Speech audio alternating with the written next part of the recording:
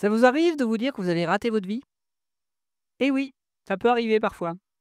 D'avoir l'impression d'avoir, pas tenu le volant pendant des années, d'arriver à un certain âge où on se dit qu'en plus c'est plus difficile de changer sa vie et de se dire: «Ah ouais, mais j'ai tout raté» et est-ce que réellement rater sa vie, c'est possible? Tant que celle-ci n'est pas finie. Et est-ce que réellement réussir sa vie, c'est possible? Tant que celle-ci n'est pas finie. Qu'est-ce que la réussite? Qu'est-ce que rater? Ça, c'est le grand sujet que vous avez déjà sorti plus d'une fois, mais ce que j'ai envie d'aborder aujourd'hui, c'est autre chose. C'est même si vous avez l'impression d'avoir raté votre vie. Ce qui compte, c'est pas ce que vous avez fait avant. Ce qui compte, c'est ce que vous faites maintenant. Parce que oui, dans le passé, vous avez peut-être pas fait les meilleurs choix, vous avez peut-être pas vécu les meilleures expériences, vous avez peut-être pas eu l'environnement qui vous convenait, vous êtes pas autorisé à faire certaines choses et vous êtes limité, peut-être. Mais qu'est-ce qui vous empêche, pour le futur, de faire autrement? Qu'est-ce qui vous empêche, pour le futur, d'une certaine manière, de vous autoriser à faire ce que vous n'avez pas fait? Prendre les risques que vous n'avez pas pris? Profiter des 10, 15, 20, 30, 40 dernières années qui vous restent, en étant conscient de tout ce que vous avez loupé et en vous disant: «Cette fois-ci, je ne baisse pas les bras, je ne le laisse pas de côté et je vais pas, me proposer d'avoir le même, ressenti et le même bilan dans 10, 15, 20 ans.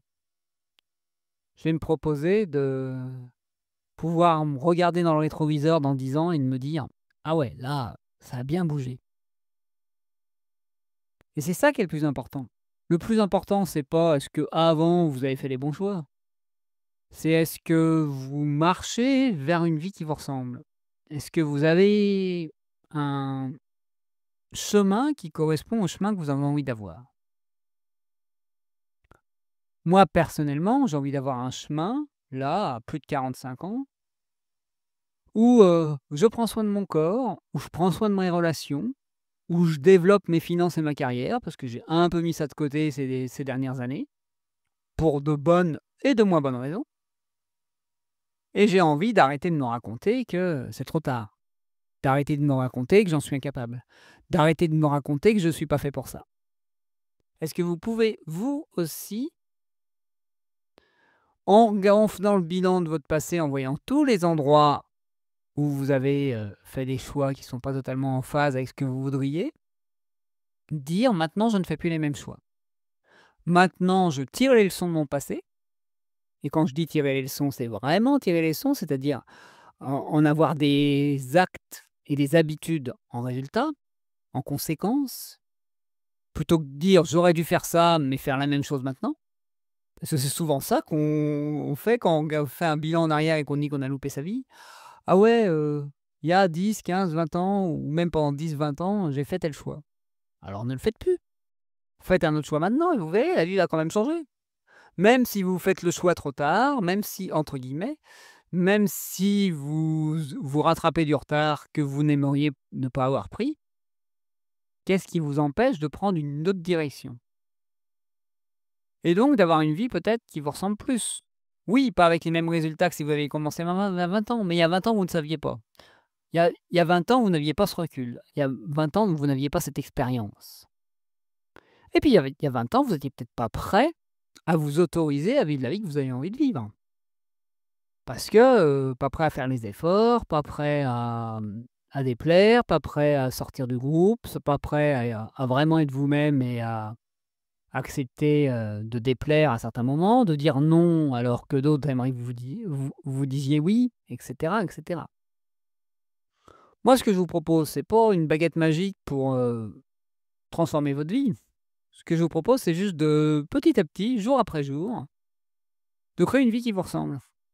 De poser des actes pour dire: «Là, demain, la semaine prochaine, dans un mois, dans un an, je ne regretterai pas ce que j'ai fait aujourd'hui. Je ne regretterai pas, d'avoir, fait ceci ou cela, posé tel ou tel choix». Après on peut, ne pas faire évoluer sa vie et ne pas regretter non plus. On peut être très à l'aise avec la vie qu'on a et c'est OK. On n'a pas besoin d'être ambitieux, on n'a pas besoin d'en vouloir plus. On n'a pas besoin d'avoir envie, de toujours croître et de toujours évoluer. Ça dépend de chacun. Moi, je sais que pour l'instant, j'ai un peu joué petit. Je me suis un peu contenté de peu, alors que c'est pas réellement ce que je veux pour moi. Donc je vais m'autoriser à avoir envie de plus. À vous aussi de jauger, là, est-ce que j'y vais à l'économie ou est-ce que j'y vais, au niveau qui me convient? Parce que oui, si aussi on veut des gros résultats, oui, il faut peut-être mettre un peu plus d'efforts, d'énergie, de temps et donc, être un peu plus, exigeant ou trier un peu plus ce qu'on fait et ce qu'on ne fait pas. Ce qui a un impact et ce qui peut paraître un peu plus, enfermant pour certaines personnes, un peu plus limitant, un peu plus rigide. Mais cette rigidité, au bout d'un moment, c'est un choix et c'est un plaisir même, je dirais. Pour quelqu'un de passionné, passer un temps dingue à faire ce qu'il passionne, c'est pas une prison. Voilà ce que j'ai envie de partager avec vous aujourd'hui. Et si vous avez envie que je vous accompagne pour vous aider à voir les choses autrement, arrêtez de vouloir changer votre passé et changer votre présent, parce que c'est quand même là qu'on a le plus de pouvoir. N'hésitez pas à me contacter soit par mail, l'adresse pierre@osetretoi.fr, soit en messagerie privée sur les réseaux sociaux. Et comme d'habitude, n'hésitez pas à partager, commenter, noter ce podcast, quelle que soit la plateforme d'écoute sur laquelle vous m'écoutez, pour le faire connaître et permettre à d'autres personnes aussi d'oser être elles-mêmes. Et bien sur ce, je vous souhaite le meilleur et je vous dis à demain 7 h pour un nouvel épisode.